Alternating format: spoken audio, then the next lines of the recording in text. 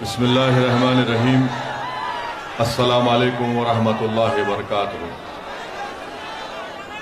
मोअज़्ज़िज़ मेरी इज़्ज़तदार माँ और बहनों, कौम और मिल्लत के तमाम बुजुर्गान मिल्लत, मेरे गयूर नौजवान साथियों, झारखंड मजलिस इत्तेहादुल मुस्लिमीन के सदर जनाब मोहम्मद शाकिर साहब,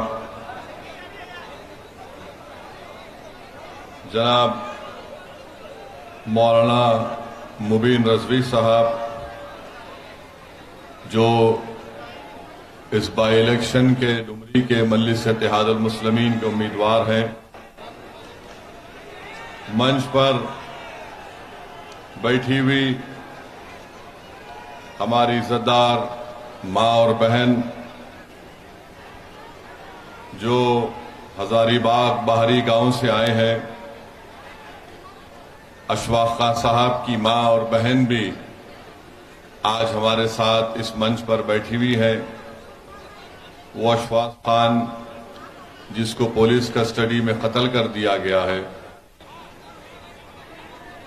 कैसर इमाम साहब, समीर अली साहब, इंतखाब आलम साहब, मंसूर आलम साहब, खैस अंसारी साहब, मोहम्मद कोहल साहब जो कौमी सदर हैं कोल की तंजीम के, असदुल हक साहब उफ बबलू मुखिया साहब, हाजी तनवीर साहब, MN खां साहब, कामरान खां साहब, मेरे अजीज दोस्तों और बुजुर्गों, मैं सबसे पहले आप तमाम का दिल की गहराइयों से शुक्रिया अदा करता हूं कि आपने अपना कीमती वक्त निकालकर आज के इस जनसभा में आपने शिरकत की। आप तमाम का बेहद शुक्रिया कि आज इतनी बड़ी तादाद में आप यहां पर आए हैं। मेरी आपसे गुजारिश है और मैं आपका शुक्रिया भी अदा करना चाहूंगा कि 2019 में भी मैं यहां पर आया था इसी ग्राउंड पर, और उस वक्त भी आपसे आपके दरमियान में खड़े होकर मुझे कुछ बोलने का मौका अल्लाह सुब्हानहू व तआला ने दिया था। आपने मजलिस के उम्मीदवार को उस वक्त भी अपने दुआओं से और वोट से नवाजा था, और उस वक्त हमारे उम्मीदवार मौलाना मुबीन रज़वी साहब थे जो आज भी हैं। आपने जो हमको वोट दिया, आपका बेहद शुक्रिया। अल्लाह आप तमाम को सलामत रखे। मेरी आपसे गुजारिश ये है कि 5 सितंबर को जो दोबारा इलेक्शन होने जा रहा है, आप तमाम लोग जरूर अपने वोट का इस्तेमाल करिए और मजलिस के उम्मीदवार का इंतखाबी निशान पतंग छाप है। पतंग छाप पर बटन दबाकर आप अपने इत्तेहाद को कामयाब करिए, अपने सियासी शऊर को कामयाब करिए और इस विधानसभा के विकास के लिए, इस विधानसभा में गरीबों और मजलूमों की विकास के लिए, झारखंड की कमजोर और मजलूम अवाम की इंसाफ के लिए एक आवाज को आप झारखंड के विधानसभा में भिजाइए। आज मैं आपको बड़ी जिम्मेदारी के साथ ये बात कह रहा हूं कि जब तक आप अपने वोट से मुत्तहिद होकर, इत्तेहाद पैदा करके आप अपने वोट से मजलिस के उम्मीदवार को कामयाब नहीं करेंगे, याद रखिए मेरी इस बात को कि आपसे कभी इंसाफ नहीं होगा। आपके गांव में, आपके विधानसभा में विकास का काम नहीं होगा। अगर आप ये समझते हैं कि हम सिर्फ वोट डालने वाले बन गए हैं और हमारे वोट डालने से हमसे इंसाफ होगा, हमारे वोट डालने से जिस तरह हजारीबाग में अशफाक खान को मार दिया गया उसके परिवार को इंसाफ मिलेगा, अगर आप ये समझ रहे हैं कि जिस तरीके से आज आए दिन झारखंड में मॉब लिंचिंग के जरिए से लोगों को मार दिया जाता है वो रुक जाएगा, वो नहीं रुकेगा मेरी इज्जतदार माँ और बहनों। मेरे बुजुर्गों, मेरी इस बात का आप यकीन कर लो, ये उसी वक्त रुकेगा जब आपके लिए लड़ने वाला कोई एक एमएलए होगा जो झारखंड में जहां कहीं भी किसी गरीब, आदिवासी, मुसलमान या दलित पर जुल्म होगा, वो दौड़ता हुआ उस पीड़ित परिवार के दरमियान में पहुंचेगा, उनकी लड़ाई को अपनी लड़ाई समझेगा, वो अपनी तकलीफ समझकर वो इंसाफ की लड़ाई लड़ेगा। जब तक आप इस बात को नहीं समझेंगे, याद रखिए ये जुल्म जारी और सारी रहेगा। मुझे अफसोस इस बात का है कि अभी हम सुन रहे थे कि यहां पर मुख्यमंत्री आए थे हेमंत सोरेन साहब, और उन्होंने आकर ये कह दिया कि झारखंड में कोई मॉब लिंचिंग नहीं हुई है। हम झारखंड के मुख्यमंत्री को याद दिलाना चाहते हैं, शायद वो इतना काम कर रहे हैं कि आजकल बहुत सी चीजों को भूल जाते हैं, या फिर उनकी उम्र भी बढ़ रही है, नहीं मालूम। मैं मुख्यमंत्री को याद दिलाना चाहूंगा कि हमारे मंच पर अशफाक खान की मां और बहन बैठी हुई है। मुख्यमंत्री, क्या आपको अशफाक खान की मौत मालूम नहीं हुई कि आज अशफाक खान की मां को और उसकी बहन को हमारे मंच पर आना पड़ा आपको आईना दिखाने के लिए कि अशफाक खान की मौत तुम्हारी हुकूमत में, तुम्हारी पुलिस स्टेशन में उसकी हत्या कर दी गई थी। हम यहां के मुख्यमंत्री को याद दिलाना चाहेंगे जिन्होंने कहा कि मॉब लिंचिंग नहीं हुई, तो फिर सिगनी गांव में, रामगढ़ में शमशाद अंसारी को किसने मारा? क्या कोई आसमान से उतर कर आए और मार कर उड़कर चले गए? शमशाद अंसारी को मारने वाले इसी जमीन पर रहने वाले जालिम लोगों ने शमशाद अंसारी को इसलिए मार दिया क्योंकि उनको मालूम है कि हेमंत सोरेन कुछ नहीं करेगा, वो उनका आदमी है, इसलिए शमशाद अंसारी को मार दिया गया। और जब पीड़ित परिवार आज भी इंसाफ के लिए लड़ाई लड़ रही है, शमशाद अंसारी के पीड़ित परिवार के लोग आज हमसे मुलाकात करने के लिए आ रहे थे, तो रास्ते में कांग्रेस के गुलामों ने उनको रोक लिया और कहा कि मत जाओ ओवैसी के पास, हम तुम्हारा कुछ कर देंगे। अरे ओवैसी से मिलने से तुम रोक तो सकते हो, मगर तुम मेरी आवाज को उनके दिलों तक पहुंचाने में रोक नहीं पाओगे। तुमने शमशाद अंसारी को खामोश कर दिया, मगर शमशाद अंसारी के रूप में हर बच्चा झारखंड से खड़ा होगा और हेमंत सोरेन से कहेगा कि मेरा नाम शमशाद अंसारी है, बताओ मुझसे इंसाफ कब किया जाएगा। आज अगर ये सरकार सत्ता में है और इस सरकार का मुख्यमंत्री ये कहता है कि कोई मॉब लिंचिंग नहीं हुई है, तो फिर वाजिद अंसारी को एक इलेक्ट्रिक के पोल से बांधकर पीटा गया था चोरी के झूठे इल्जाम में। इसी साल अप्रैल 2023 में महू टोली में वाजिद अंसारी को मार दिया गया। गरवाहा जिले में अप्रैल 2023 में वसीम सज्जाद पुलिस कस्टडी में मर जाता है। हेमंत सोरेन साहब, क्या आप सो रहे हैं? तो जागो और देखो कि तुम्हारे गरवा डिस्ट्रिक्ट में वसीम सज्जाद को कत्ल कर दिया गया।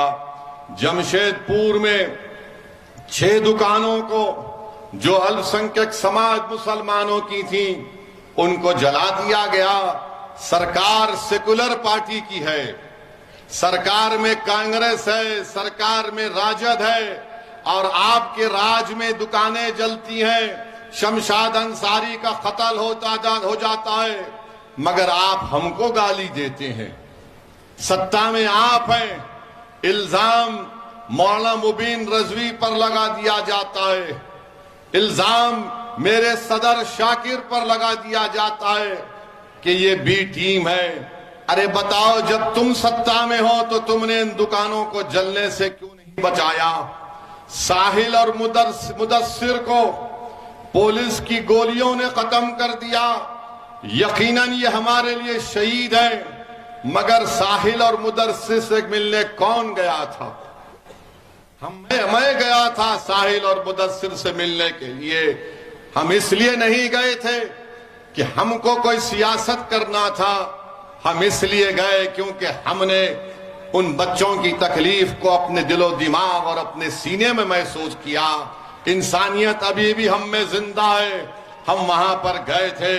मगर बताओ, जो आज हम चुनाव लड़ रहे हैं, तुमको गाली दे रहे हैं। अरे 16 साल का शहबाज खान जो ट्यूशन लेकर अपने घर को वापस आ रहा था, तो किसने गरवाहा में उसको गोली मारकर कत्ल कर दिया गया और झाड़ियों में उसकी लाश को फेंक दिया गया। बताइए हेमंत सोरेन साहब, बताओ कांग्रेस के लोगों, तुम सत्ता में हो, मैं सत्ता में नहीं हूं, किसने मारा 16 साल के शहबाज खान को? और फिर क्या ये बात सच नहीं है कि बीजेपी के एक पूर्व विधायक जिनका नाम जरमुंडी देवेंद्र कुंवर है, तौसीफ नामी बच्चे को उठक बैठक कराया, उसको थूका उसके मुंह पर? क्या किया तुमने बताओ? आज तुम हमको गाली देते हो कि सदुद्दीन ओवैसी आएगा और भड़काऊ भाषण देगा। मेरी इज्जतदार मां और बहनों, अशफाक खान के बारे में हमने बता दिया आपको। यही गिरिडीह में मोहम्मद कैफी और मोहम्मद आसिफ को किसने पीट पीट कर मार दिया कि ये तस्करी का काम कर रहे थे? क्या हेमंत सोरेन को मोहम्मद कैफी और मोहम्मद आसिफ के बारे में भी नहीं मालूम, जिनको मार मार कर उनका कत्ल कर दिया गया?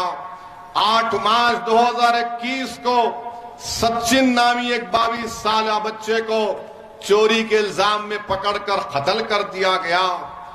अंगारा रांची में 27 साल मुबारक खान को पीट पीट कर उसकी जान ले ली गई, उसी तरह लाइट के पोल से बांधकर। और हेमंत सोरेन को शायद नहीं मालूम कि मुबारक खान भी मार दिया गया। मेरे अजीज दोस्तों, जमशेदपुर में नौशाद को पुलिस कस्टडी में उसकी मौत हो जाती है। 10 अगस्त को नौशाद को उठाया जाता है। मेरी इज्जतदार मां और बहनों, आप जानते हैं कि जब तबरेज अंसारी को मारा गया था, मैंने खुद तबरेज अंसारी की बेवा से मुलाकात की थी। क्या उस वक्त कौन सा मामला था? हमको तकलीफ हुई कि एक नौजवान बच्ची बेवा हो गई है। मुदस्सिर और साहिल की क्या मामला था? हम के घर को गए थे। मेरी इज्जतदार मां और बहनों, मेरे बुजुर्गों, आपने यहां पर झारखंड में 4 अल्पसंख्यक मुसलमान समाज के एमएलए को आपने कामयाब किया। इतने वाकयात होते हैं। अरे जमतारा से यहां पर आपने एक मुस्लिम विधायक को कामयाब किया, और अभी हमको बताया गया हसन साहब भी फिर रहे हैं। 4 आपके एमएलए हैं। आप में इतनी हिम्मत नहीं हुई कि आपने इन जुल्मों के खिलाफ आवाज उठाते? आप में गीरत क्यों नहीं जागी कि आपको अगर कामयाब किया तो क्यों कामयाब किया? क्या तुमको कामयाब इसलिए तो नहीं किया कि तुम हेमंत सोरेन के सामने अपने सर को झुकाकर गुलामी करो?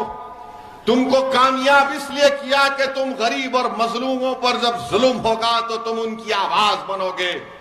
तुम सरकार में बैठकर तुम अगर मंत्री बन गए हो तो तुम समझ रहे हो कि तुमको बहुत बड़ा मुकाम मिल गया।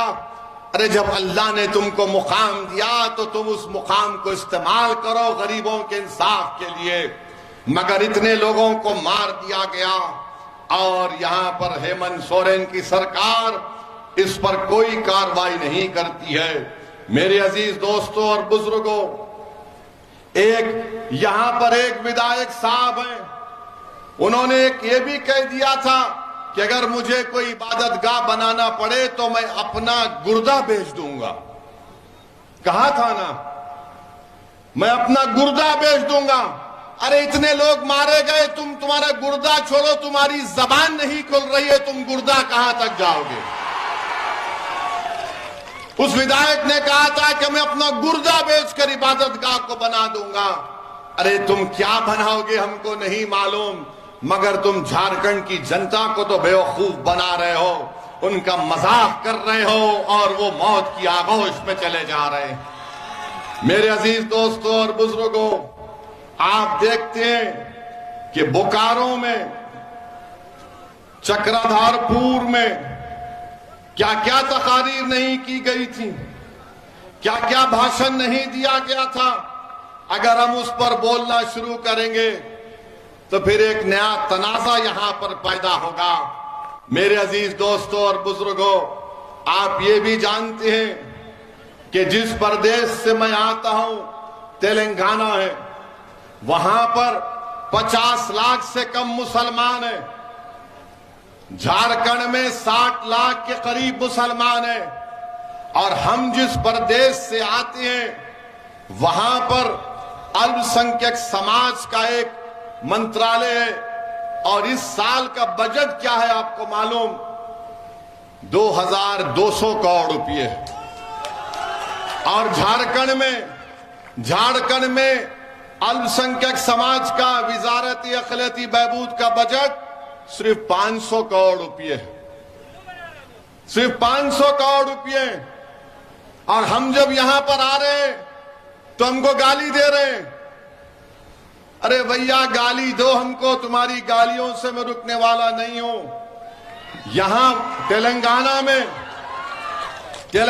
में हमारे सात विधायक हैं, कोई मंत्री नहीं है। सुनिए, कोई मंत्री नहीं है, मगर हम 50 लाख से कम हैं। 2200 करोड़ रुपये सालाना मिलता है। आप 60 लाख हैं, 4 एमएलए हैं, 2 मंत्री हैं, मगर आपका बजट 500 करोड़ रुपये है।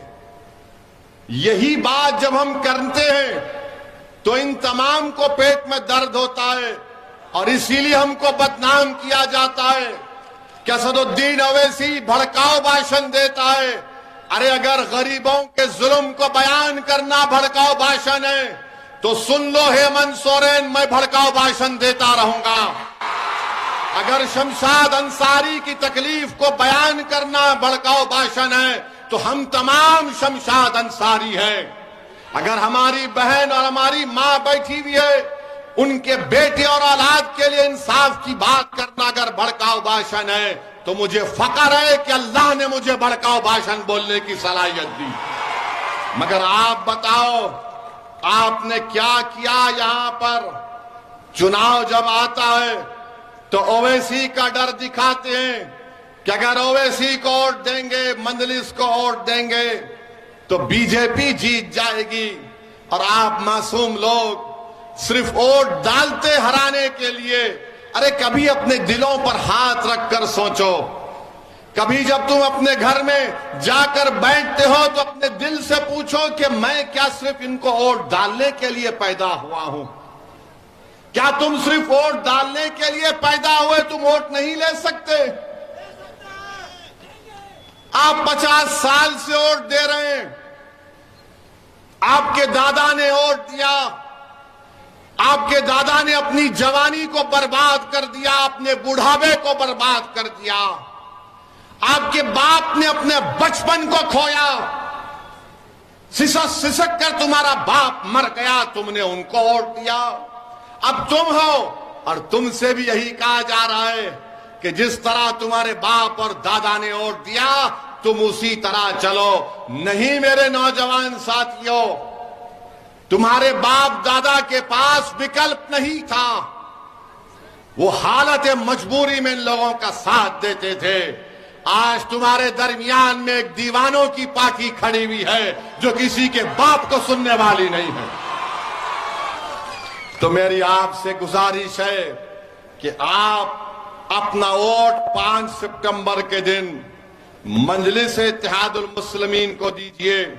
मेरे अजीज दोस्तों और बुजुर्गों, केंद्र की सरकार बीजेपी की है।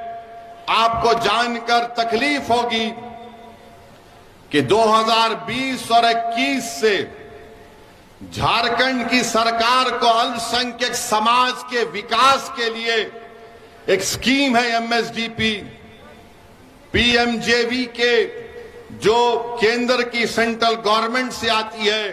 झारखंड की सरकार को 155 करोड़ रुपए दिए गए। कितने? 155 करोड़ रुपए दिए गए। ये हेमंत सोरेन ने उसमें से सिर्फ 5 करोड़ रुपए खर्चा किए। 155 करोड़ में स्कूल की बिल्डिंग बननी चाहिए थी, रोड बनना चाहिए था जहां पर अल्पसंख्यक समाज रहता है, मुसलमान, जहां पर ईसाई रहते हैं, मगर इन्होंने उसमें से 5 करोड़ रुपए खर्चा किए। बोरवेल डालना चाहिए था, कॉलेज की बिल्डिंग बनना चाहिए था। अब बताओ इसमें ओवैसी कहां से आ गया? 155 करोड़ में सिर्फ 5 करोड़ रुपए खर्चा करते हैं और यहां पर आकर ये हेमंत सोरेन के मंत्री कहते हैं कि मौलाना मुबीन रजवी भेड़िया है। मेरे अजीज दोस्तों और बुजुर्गों, जिसने मौलाना मुबीन रजवी को सुदीप कुमार सोनी ने भेड़िया कहा, सुदीप कुमार सोनी साहब, हमारे चेहरे पर दाढ़ी है, हमारा नाम मुबीन रिजवी है, हमारे सर पर टोपी है, हमारा दीन इस्लाम है, तो हम भेड़िए हो गए? तो फिर तुम्हारी पार्टी में जितने मुसलमान हैं वो क्या है बताओ? अगर जिसका नाम मुबीन रजवी भेड़िया है तो सुदीप कुमार, जो तुम्हारी पार्टी में जो लोग तुम्हारी चमचागिरी करते हैं वो क्या है बताओ? और याद रखो, भेड़िया शेर को भी खा लेता है, समझे ना? अगर तुम भेड़िया बोल रहे बोलो, जितना बोलते बोलो, मगर तुम्हारे जहन में जो जहर भरा हुआ है वो तुम्हारी जबान पर आ ही गया कि तुम हर मुबीन को भेड़िया कहते हो, तुम हर मुबीन को भेड़िया कहते हो। अगर तुम इंसान हो तो चलो शमशाद अंसारी के घर को जाकर दिखाओ, तुम में हिम्मत है तो चलो आओ, मगर तुम नहीं जाओगे। जिसके चेहरे पर दाढ़ी है, सर पर टोपी है, वो भेड़िया हो जाता है। ठीक है सुदीप कुमार, जब तुम्हारा चुनाव आएगा तो भेड़िए तुमको बताएंगे कैसा शिकार होता है। मेरे अजीज दोस्तों और बुजुर्गों, फिर यहां पर आप देखते हैं कि यहां पर आपने देख लिया कि गिरिडीह में 41 लाख की आबादी है। भेड़िया हमको कह दिए, हमको बी टीम कह दिए। 41 लाख की आबादी में सिर्फ 25 स्कूल हैं और उसमें एक ही 25 स्कूल हैं जिसमें से 1 या 3-4 है 12वीं जमात तक। अब ये बच्चे कहां पर जाएंगे पढ़ने के लिए? बताइए हेमंत सोरेन साहब, ये बच्चे कहां पर जाएंगे? तेलंगाना में, जिस प्रदेश से मैं आता हूं, जहां पर हमारा कोई मंत्री नहीं है, हमारा कोई मंत्री नहीं, हमने क्या काम किया? हमने वहां पर 1 लाख मुस्लिम बच्चे और बच्चियों को 204 गवर्नमेंट के रेजिडेंशियल स्कूल को खुलवाया और 6ठी जमात से 12वीं जमात तक हमारी बेटियां और हमारे बेटे फ्री में पढ़ते हैं। हम मंत्री नहीं बने, ना कभी बनेंगे। हमसे कहा भी गया था कि ओवैसी साहब मंत्री बनना है, तो हमने कहा कि ना मंत्री बनना है ना संतरी बनना है, आप बताओ हमारे लिए क्या काम कर सकते। हमने कहा हमारे बच्चियों को, हमारे बेटों को स्कूल खोलो। आपको जानकर खुशी होगी कि 1 लाख के करीब मुस्लिम बच्चे और बच्चियां तेलंगाना में 6ठी जमात से फ्री में पढ़ रही हैं और मेरे पार्लियामेंट के इलाके में मैंने एक जूनियर कॉलेज को खुलवाया। 11th और 12th में उस जूनियर कॉलेज के 5 बच्चे नीट क्वालिफाई होकर गवर्नमेंट के मेडिकल कॉलेज में फ्री सीट लाकर अब मेडिसिन डॉक्टर बन रहे हैं। यह काम मैंने किया, हमारे एमएलए अकबरुद्दीन ओवैसी के विधानसभा में यह काम हुआ। यह काम आप कर सकते हैं झारखंड में। कब कर सकते हैं आप? जब आप अपने विधायक को कामयाब करेंगे, जब आप सियासी ताकत हासिल करेंगे। मगर अगर आप सिर्फ यही सोचते रहेंगे कि नहीं नहीं हमको वोट डालना है, हमको वोट डालना है, तो फिर वोट डालने का मतलब यही होगा कि तुम वोट तो डाल रहे हो मगर अपने लिए नहीं डाल रहे हो, अपने बच्चों की तालीम के लिए वोट नहीं डाल रहे हो, अपनी जान की हिफाजत के लिए वोट नहीं डाल रहे हो। क्योंकि जब तुम वोट डाल रहे तो शमशाद कैसे मरा बताओ मुझे? इतने लोग कैसे मर गए जब तुमने वोट डाला? अब झारखंड मुक्ति मोर्चा के लोग बोलेंगे, यहां की सरकार बोलेगी, अरे ओवैसी तेलंगाना की सरकार में बहुत पैसा है, हम गरीब प्रदेश हैं। नहीं नहीं, गरीब तुम नहीं हो। 2019 और 20 में झारखंड सरकार को मिनरल्स में 5,165 करोड़ रुपए मिला। 5,165 करोड़ रुपए मिला है। कहां गया ये? किसकी जेब में गया पैसा? ये किसकी जेब में गया बताओ? गरीब के जेब में तो नहीं गया। गरीब के बच्चे तो शिक्षा हासिल नहीं कर रहे। 5,165 करोड़ रुपए इनको मिले। और फिर हम पर इल्जाम लगाते कि ओवैसी आएगा तो बीजेपी को फायदा होगा। तो ये बताइए कि झारखंड के एक मिनिस्टर हैं, मिथिलेश ठाकुर उनका नाम है, वो मालूम मुझे है, वो मिथिलेश ठाकुर है। ठाकुर ने 6 दिसंबर के दिन मिठाई बांटी। अरे तो 11 रब्बीउल अव्वल के दिन भी मिठाई बांटता, आका की आमद की खुशी में मनाता, मिठाई खिलाता। मगर मंत्री ने कहा कि नहीं, 6 दिसंबर को हम बांटेंगे, मिठाई खिलाएंगे, क्योंकि उस दिन बाबरी मस्जिद को शहीद किया गया था। हेमंत सोरेन, ये आपका सेकुलरिज्म है और आप हम पर उंगली उठाते हैं। याद रखो, अगर तुम एक जबान से मेरे खिलाफ झूठ बोलोगे तो मैं तुम्हारी 1000 सच्चाइयों को जनता के सामने रखूंगा। अब आप देखिए इनका रिकॉर्ड। अब इतना तो हेमंत सोरेन के लिए काफी है, अब थोड़ा मोदी पे भी बोलते हैं, वरना कांग्रेस के लोगों में तो रात में नींद नहीं आएगी। हेमंत सोरेन को भी जरा बेचैनी होगी, करवटें लेंगे कि ये क्या क्या सच्चाई को बयान करके चला गया। फिर कोई कांग्रेसी बोलेगा या हेमंत सोरेन के पास का बोलेगा, मोदी को नहीं बोले। अरे मोदी को तो हम ही बोल रहे हैं, 9 साल से तुम तो गूंगे बनकर बैठे हो। तुमने क्या 3 मर्तबा बीजेपी से डिप्टी चीफ मिनिस्टर नहीं बने हो मैं हेमंत सोरेन? क्या बीजेपी और तुमने आरएसएस का दामन नहीं थामा? और तुमने थामा और हम उनसे सीना तान कर मुकाबला कर रहे हैं। मुझे अफसोस हुआ जब मुझे अभी बताया गया कि मुजाहिद आजादी हजरत मौलाना शेख भिखारी साहब का पड़पोता, शेख भिखारी साहब जिसने अंग्रेजों की गुलामी से देश को आजाद कराने के लिए झारखंड का अजीम सपूत, उनका पड़पोते को 24 अगस्त 2023 को मंदर ब्लॉक रांची में, जिसका नाम बिट्टू खान है, उसको मॉब लिंचिंग कर दी गई। वो अब दवाखाने में अपनी जिंदगी और मौत की लड़ाई लड़ रहा है।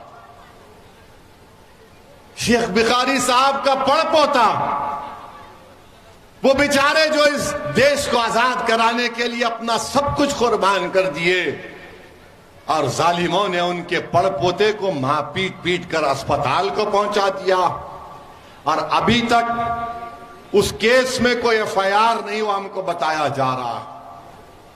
बताइए आप, इल्जाम हम पर लगता है, मगर जब ये तमाम सच्चाई को हम बयान करते हैं तो आज आपसे अपील करने आए हैं कि झारखंड में आदिवासी, मुसलमान, दलित ये गुलदस्ता है इस प्रदेश का, और पूरे देश, हमारा भारत एक गुलदस्ता है। और Narendra Modi uniform civil code लागू करना चाहते हैं। हम यूनिफॉर्म सिविल कोड को मुस्तरद करते हैं। यूनिफॉर्म सिविल कोड को हम एक्सेप्ट नहीं करते। क्या आदिवासियों पर यूनिफॉर्म सिविल कोड ला सकते मोदी आप? क्या छोटा नागपुर का कानून नहीं है झारखंड में जमीन का? इस जमीन का कानून है। क्या आदिवासियों पर यूनिफॉर्म सिविल कोड लागू किया जा सकता है झारखंड के? बताओ बीजेपी वालों, मैं चैलेंज कर रहा हूं मोदी को कि क्या तुम झारखंड के, छत्तीसगढ़ के, तेलंगाना के, मध्य प्रदेश के, राजस्थान के आदिवासियों पर यूनिफॉर्म सिविल कोड लागू करोगे?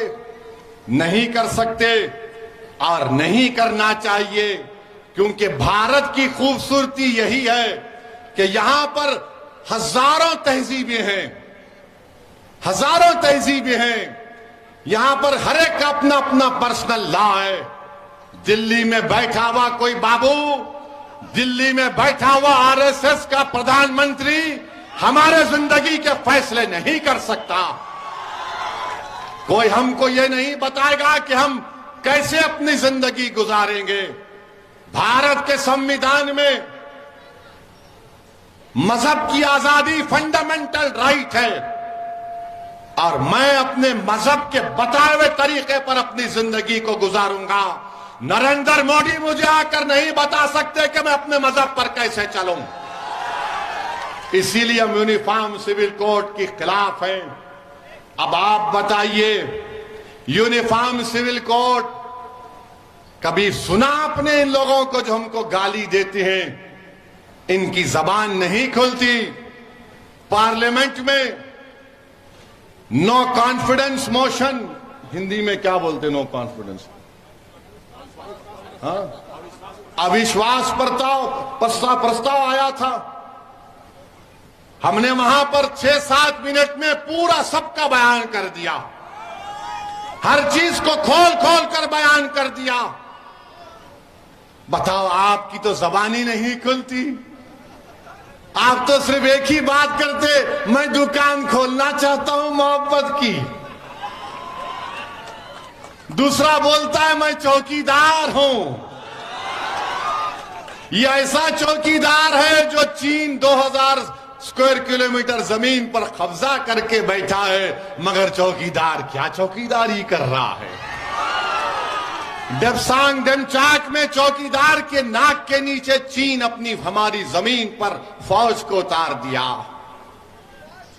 ये दुकानदार है, ये सिर्फ बोलता मैं मोहब्बत की बात करता हूं, तो शमशाद अंसारी से मोहब्बत की बात कौन करेगा? अशफाक खान से मोहब्बत की बात कौन करेगा? अरे तुम्हारी सरकार है ना दुकानदार वालों, तुम्हारी सरकार है झारखंड में। मेरी तो सत्ता, मैं सत्ता में तो नहीं हूं। एक तरफ दुकानदार, एक तरफ चौकीदार। ये दुकानदारों ने 50 साल से हमको लूटा। ये चौकीदार हमारी शनाख्त को खत्म करना चाहता है, हमारी तहजीब को खत्म करना चाहता है। इस देश में ना दुकानदार की दुकान की जरूरत है, ना चौकीदार की जरूरत है, बल्कि एक तीसरे विकल्प की जरूरत है जो इंशाअल्लाह पैदा होगा। आप देखना मेरे अजीज दोस्तों और बुजुर्गों, देश के प्रधानमंत्री बड़ी बड़ी बातें करते हैं, सबका साथ, सबका विश्वास, सबका विकास, क्या क्या बकते रहते हैं।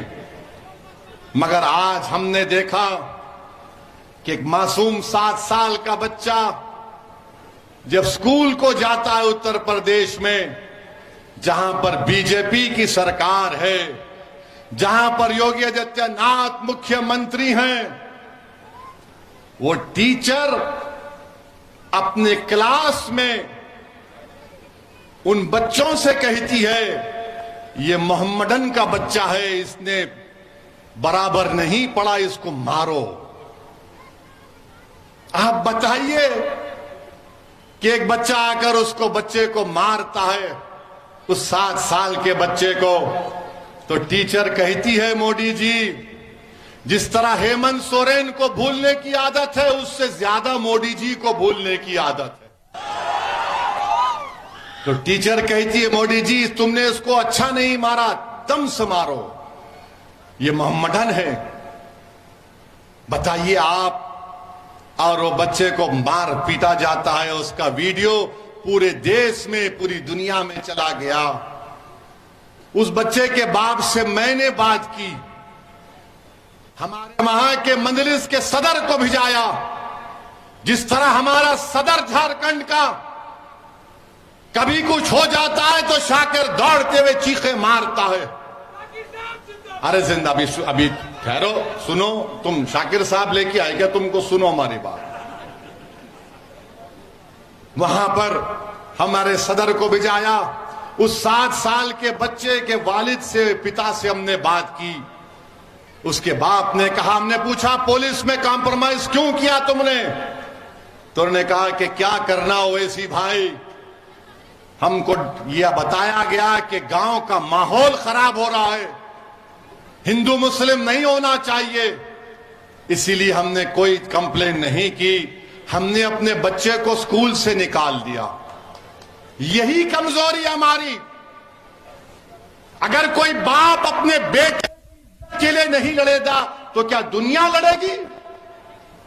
कौन लड़ेगा? हर एक बाप ही तो लड़ेगा ना अपने बेटे की इज्जत के लिए। मगर उस बाप को भी मालूम कि बीजेपी की सरकार है, मोदी प्रधानमंत्री है, योगी मुख्यमंत्री है, मुझे इंसाफ नहीं मिलेगा। मेरे अजीज दोस्तों और बुजुर्गों, मेरी इज्जतदार मां और बहनों, याद रखो, आप अगर आप इसी तरह डरते रहेंगे कि माहौल खराब हो जाएगा, अरे माहौल जुल्म से खराब हो रहा है, तुम्हारी खामोशी से माहौल खराब नहीं हो रहा है। अगर वो बाप अपने बेटे की कंप्लेन नहीं कर सक रहा है, क्योंकि यही सेकुलरिज्म के चौधरी हैं, यही जो सेकुलरिज्म को ले डूबे इस देश में, उसने जाकर उस बच्चे के बाप से कह दिया कि तुम कंप्लेन मत करो, गांव का माहौल खराब हो जाएगा। अरे जालिमों, अगर तुम्हारे बेटे को मारते तो तुम खामोश बैठते, क्योंकि मार खाने वाला 7 साल का बच्चा मेरा बेटा था, मेरी औलाद थी। तो तुम में इतनी हिम्मत आ गई कि तुम मुझसे आकर कहते हो कि तुम माहौल को खराब होने मत दो।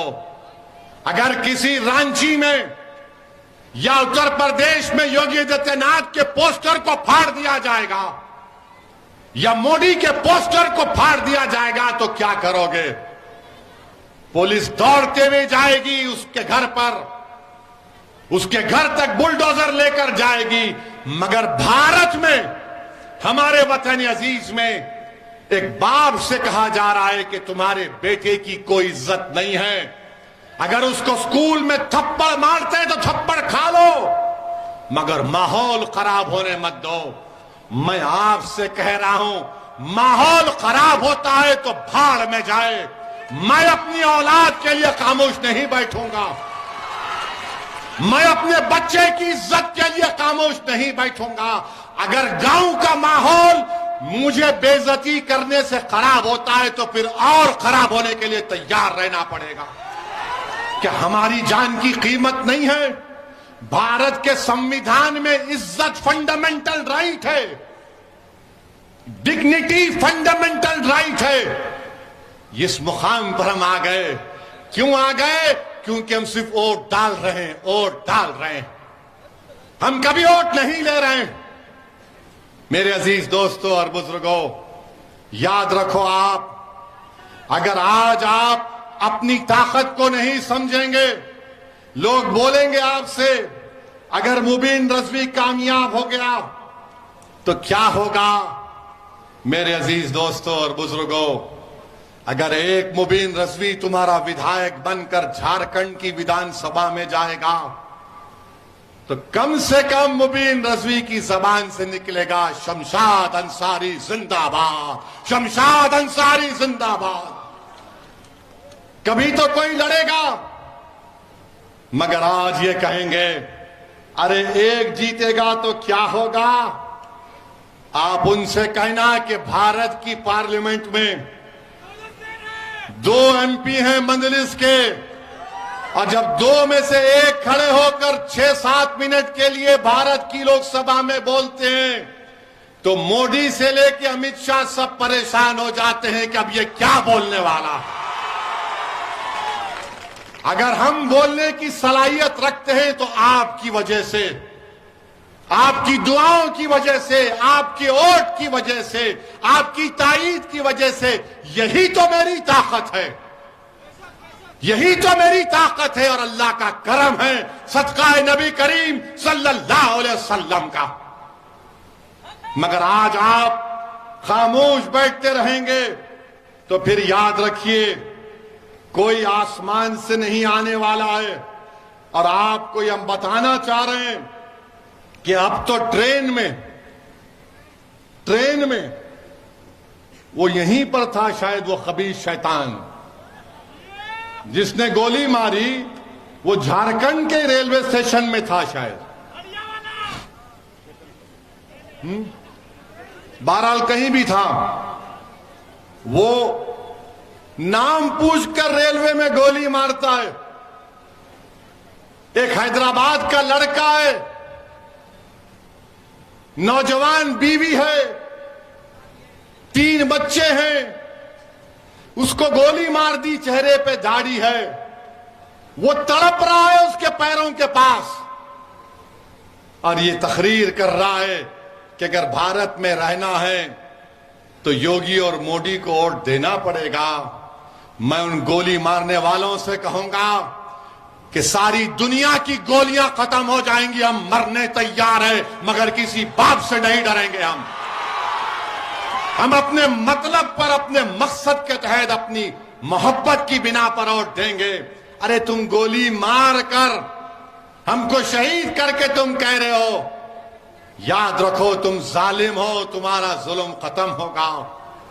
तुम अगर समझ रहे हो कि इख्तिदार में मोदी है तुमको कुछ नहीं होगा, अरे इख्तिदार तो अल्लाह का है, इख्तिदार तो अल्लाह का ही रहेगा, सुबह कयामत तक इंसानों का इख्तिदार नहीं रहता। अगर इख्तिदार इंसानों का होता तो बादशाहों के महल वीरान नहीं होते। अगर इख्तिदार इंसानों का होता तो सल्तनतें बर्बाद नहीं होती हैं। हां, हमारा सुल्तान मोहम्मद सल्लल्लाहु अलैहि वसल्लम है, ताजदार मदीना है, इख्तिदार उसका रहने वाला है, अल्लाह का। आज जो लोग नाम लेकर हमको गोली मार रहे हैं या हमारी जानें ले रहे हैं, सुन लो, तुम्हारे पास भी इख्तिदार नहीं रहेगा, तुम्हारे पास से भी इख्तिदार जाएगा। अल्लाह इंसाफ करेगा। मैं जानता हूं कि किसी एक भारत के किसी एक मुकाम पर किसी एक मां के बेटे को किसी ने जान से मार दिया, तो जब मीडिया के लोगों ने जाकर उस पीड़ित मां से पूछा कि तुम्हारे बेटे की हत्या कर दी गई है, मां जी तुम्हारी तबीयत कैसी है, तो उस मां ने आंख में आंसू लाकर कहा कि मैंने तो सब्र कर लिया मगर मेरा अल्लाह सब्र नहीं करेगा। तुम आज गरीबों पर, कमजोरों पर जुल्म कर रहे हो, इंशाअल्लाह ताला कुदरत इंसाफ करेगी। मेरे अजीज दोस्तों और बुजुर्गों, आपको हम सिर्फ यही बताने आए हैं कि यहां पर आपने 20 साल से 19 साल से आपने एक ही उम्मीदवार को वोट दिया। उन्होंने कोई कारखाना नहीं कायम किया। मुबीन रजवी साहब और हमारे सदर साहब बता रहे थे कि यहां से कई नौजवान मर्द हजरात अपने अपने घर छोड़कर कोई मुंबई चला गया, कोई दिल्ली चला गया, तो कोई हैदराबाद चला गया। अगर कारखाना बन जाता तो कुछ काम लगता, यहां पर नौकरी मिलती। मगर हेमंत सोरेन ने ना कारखाना लगाया, ना नौकरी लगाई। अब कह रहे हैं कि 60-40, हेमंत सोरेन 60-40 कह रहे हैं। तो आपने अच्छा नारा लगाया था, क्या कहा? 60-40 नहीं चल तो, 60-40 नहीं चल तो हेमंत सोरेन को 40 दीजिए, 60 हमको देकर इनको कामयाब करिए, तभी इनका दिमाग हल्का होगा। अरे ये आदिवासी प्रदेश है, आप ये कह रहे हैं कि 60-40? हेमंत सोरेन, कौन आपको कह रहा है ये सब बातें? क्या आप अपनी बर्बादी को दावत दे रहे हैं? अरे ये गरीब प्रदेश में आप यहां के लोगों को नौकरी देने के बजाय आप कुछ और ही कह रहे हैं। मुझे बड़ा अफसोस हुआ कि जब मैं ये देखा, क्या देखा मैंने कि हेमंत सोरेन कह रहे हैं कि संस्कृत यूनिवर्सिटी बनाएंगे। अच्छा, संस्कृत यूनिवर्सिटी, संस्कृत बोलने वाले 24,280 है लोग हैं। कितने लोग हैं संस्कृत बोलने वाले? हेमंत सोरेन 24,000 लोगों के लिए यूनिवर्सिटी और पूरे जिले के 31 लाख लोगों के लिए खाली 25 स्कूल, और आप इसलिए वोट देंगे? आप इसलिए वोट देंगे? अब नहीं मालूम तुम 4 तारीख 5 तारीख को जाके क्या करोगे, नहीं मालूम। नहीं, अभी सुनो, सुनो, अभी हमारे यहां से जाने के बाद हजरत इबलीस के पूरे साथी आप तक भाग कर आएंगे। ये बड़ा जज्बाती बयान देकर गया, तुम इसकी बातों में नहीं आना, हम सब कर देंगे। याद रखो, आप आज के बाद जेएमएम और कांग्रेस के लोग आपके घर के अतराफ फिरेंगे, ए बाबा भीख दे देना, एक दे के वोट दे देना। ये तो हम काम कर दिए ना, ये तो हम रोड पे ला लिए उनको, तुम्हारे गांव में ला लिए। मगर अब आपकी जिम्मेदारी है कि आप अपने लिए, अपने बच्चों के लिए अपने वोट का सही इस्तेमाल करिए। हम हेमंत सोरेन साहब से पूछना चाहते हैं कि झारखंड में 170 जबानें बोली जाती हैं। कौन सी जबानें हैं? कोरथा, संथाली, हिंदी, बंगाली, उर्दू, मगधी, हो, सदन, ओरायन, मुंदारी, ये सब जबानें। अरे इनके यूनिवर्सिटी खोल देते आप, इनकी यूनिवर्सिटी खोल देते हेमंत सोरेन। इतने पैसे आपके ने कहां से आ गए? खैर, बहरहाल मेरे अजीज दोस्तों और बुजुर्गों, आपको हम बताना चाह रहे हैं कि जिस प्रदेश से हम आते हैं, हमने वहां पर, हमारा कोई मंत्री नहीं है, हमने हमारे मुख्यमंत्री से बात किया। हम तमाम मुस्लिम डेलीगेशन गए, मुख्यमंत्री से कहा कि तेलंगाना में यूनिफॉर्म सिविल कोड नहीं। मुख्यमंत्री ने कहा बिल्कुल नहीं आएगा, हम तायीद नहीं करेंगे। फिर हमने मुख्यमंत्री से कहा कि हमारे सेक्रेटेरिएट में, हिंदी में सेक्रेटेरिएट क्या बोलेंगे, मंत्रालय, सचिवालय, वहां पर मस्जिद को शहीद कर दिया गया था। आज तेलंगाना में हुकूमत ने ही मस्जिद को बनाया। नई मस्जिद को बनाया, मुख्यमंत्री आए तो हमने मुख्यमंत्री से कहा, मुख्यमंत्री जी आप भी कुछ बोलिए। तो हमारे मुख्यमंत्री ने उस मस्जिद को बनाया। क्यों बनाया? क्योंकि वो भी सेकुलर हैं, वो जानते हैं कि यहां पर तेलंगाना के लोगों में बीजेपी और कांग्रेस की चापलूसी और इनकी कम्युनलिज्म पसंद नहीं। आपको मालूम, तेलंगाना में वहां की सरकार हर विधानसभा में 119 विधानसभा में एक विधानसभा में मेरे ख्याल से 480 लोगों के दरमियान में एक आदमी को 1 लाख रुपए दिए जा रहे हैं। एक आदमी को 1 लाख रुपए गवर्नमेंट में ऑनलाइन अप्लाई करो। हर विधानसभा में 400 से 800 के दरमियान में एक अल्पसंख्यक समाज के मुसलमान को 1 लाख रुपए दिए जा रहे हैं। अरे वाह वाह, तुम खाली मुशायरा नहीं हो रहा है। 5 तारीख को जाके वाह बोल के पतंग पे बटन दबाओ। और फिर आपको बताना चाह रहे हैं, हमने सरकार से बातचीत की, हमारे मुख्यमंत्री से, उनका नाम के चंद्रशेखर राव है। हमने उनसे कहा कि हमको खबरस्तान की जमीन की जरूरत है। तो हमारे मुख्यमंत्री ने 125 एकड़ कब्रिस्तान को दी। और हमने क्या किया? हमने कहा सुन्नियों की इतनी रहेगी, शियाओं की इतनी रहेगी। यहां पर हमारे बोहरी समाज के भी लोग हैं, मेहदवी समाज के भी लोग हैं। हमने कहा कि सबको इसमें जमीन मिल जाएगी। मेरे भाई, जिंदा रहने के लिए मंजलिस तेलंगाना में काम कर रही है, और जिंदा रहने के लिए सियासी ताकत जरूरी है। जिंदा रहने के लिए बच्चों को स्कूल जरूरी है। जिंदा रहने के लिए मस्जिद की और जान की हिफाजत की जरूरत है। ये कब होगा?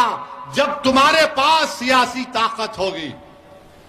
अगर आप सिर्फ वोट डालने वाले बनेंगे तो फिर आपका नुकसान ही होगा।